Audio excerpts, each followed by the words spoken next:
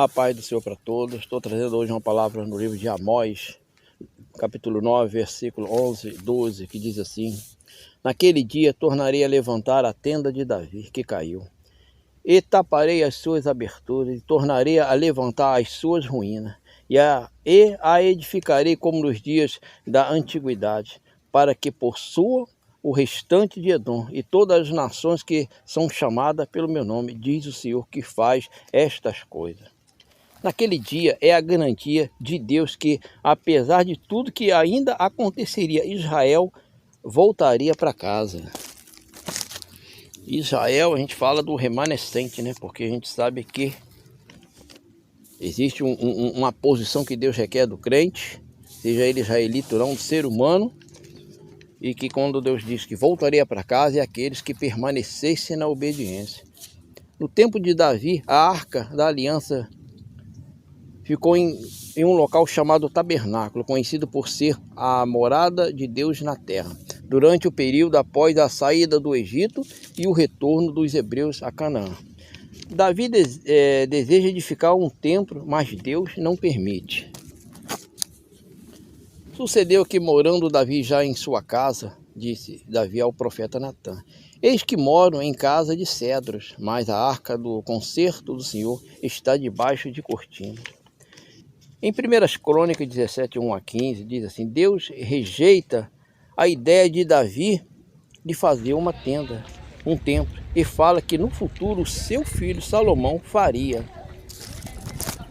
Foram 5 templos no decorrer dessa época. O primeiro templo foi destruído pelos babilônios e 2 vezes foi destruído pela força militar do Império Romano. Qual a diferença que havia entre o tabernáculo que Moisés levantou no deserto e o de Davi? No tabernáculo de Moisés, ninguém tinha acesso à presença de Deus, só o sumo sacerdote. Mas no de Davi, todos os sacerdotes levitas tinham acesso à presença do Senhor. O tabernáculo de Davi não possuía véu que guardava o local santíssimo, o santo lugar, santo dos santos, que continha a arca da aliança, onde somente um sacerdote designado entrava, que era o sumo sacerdote, uma vez por ano. Portanto, o acesso em adoração, intercessão, mediação era livre no tabernáculo de Davi. Davi construiu a tenda em Israel, removendo os padrões religiosos, mas não foi contra a lei nem o modelo do templo que Moisés tinha levantado. Nós vemos que não havia religiosidade no templo de Davi, mas já havia no templo que Moisés tinha levantado. Embora que nem no templo de Moisés era permitido, Moisés nunca permitiu, mas o próprio crente, ele cria religiosidade, ele enche de padrões e faz aquilo funcionar mecanicamente, no automático, para estar livre de ter que estar abrindo o coração, rasgando o coração, sendo sincero o tempo todo. Parece que convém ser hipócrita, parece que é bom ser uma mentira, porque é mais fácil deixar no automático, é mais fácil deixar a máquina resolver fazer o que a gente precisa fazer. O tabernáculo de reunião continuou existindo em Gibeon, onde ofereciam cerimônias e sacrifícios, mas a arca da aliança estava na terra preparada por Davi, em Sião, estava na tenda que Davi tinha levantado. Embora a primeira tenda tenha sido feita no tempo de Moisés, Êxodo 33:7, o qual armava a tenda longe do acampamento, mas o que parece que chamou mais a atenção de Deus foi a tenda de Davi. A tenda de Davi foi derribada, desfeita depois da construção do templo pelo rei Salomão. O tabernáculo de Davi abrigou a arca da aliança durante 40 anos e representa a transição do Sinai, a aliança mosaica, para Sião e a aliança messiânica. Mas ainda no tempo do sacerdote Eli, quando os sacerdotes e o povo se tornaram iníquos, o Senhor permitiu que os filisteus destruíssem o tabernáculo.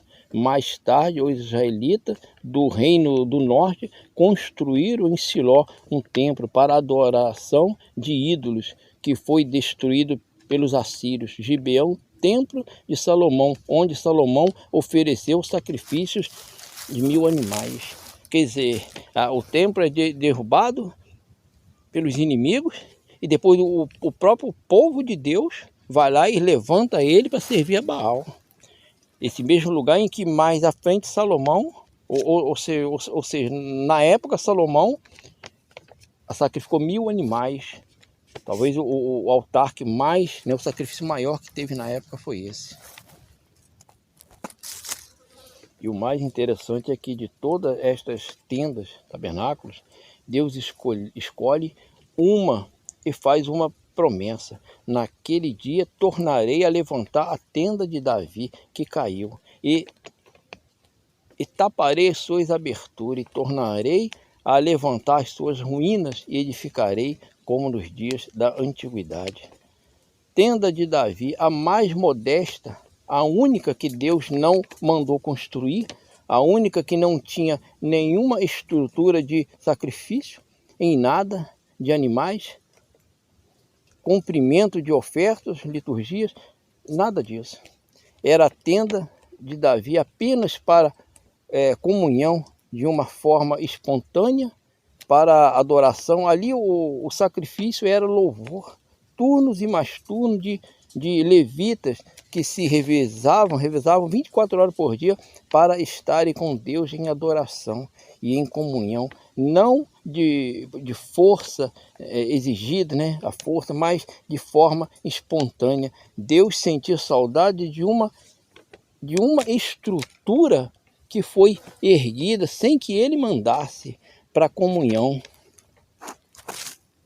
Um templo para adoração, não para cumprimento da lei, mas para a busca da sua presença. Talvez isso seja um indicativo daquilo que faz Deus sentir saudade, que é a comunhão. Um tempo de busca, não apenas um sentimento de estou cumprindo aqui um dogma de uma religião, não, mas o sentimento de estou com ele porque é prazeroso para mim estar em sua presença.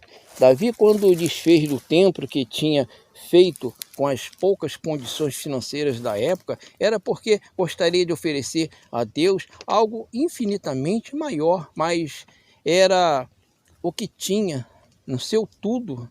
Mas agora Davi não queria perder a oportunidade de adorar a Deus, de ofertar a Deus com o seu tudo novamente, que agora era mais que antes.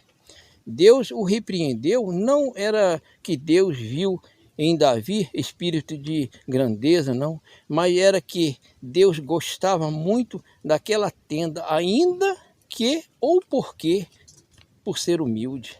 Precisamos voltar ao tempo que éramos verdadeiramente adoradores espontâneos e não mecanizados. Foi assim no tempo de Salomão. Estendiam as mãos para aquela direção com hipocrisia, para que Deus tirasse eles do cativeiro porque tinham errado, mas quando Deus tirava, continuava errando. Deus quer que o seguimos com sinceridade, que o amemos de verdade e que o consideramos como um pai que ele é, e que não venhamos ser fingidos, não venhamos ser ator, atriz, mas porque nós não somos obrigados a servi-lo, mas se quer atender o chamado dele, não tenha só um nome na praça de crente, seja um cristão de verdade, porque o objetivo maior é qual? É encontrar Deus um dia. Só que tem gente que já foi e está indo e vai e nunca vai ver Deus.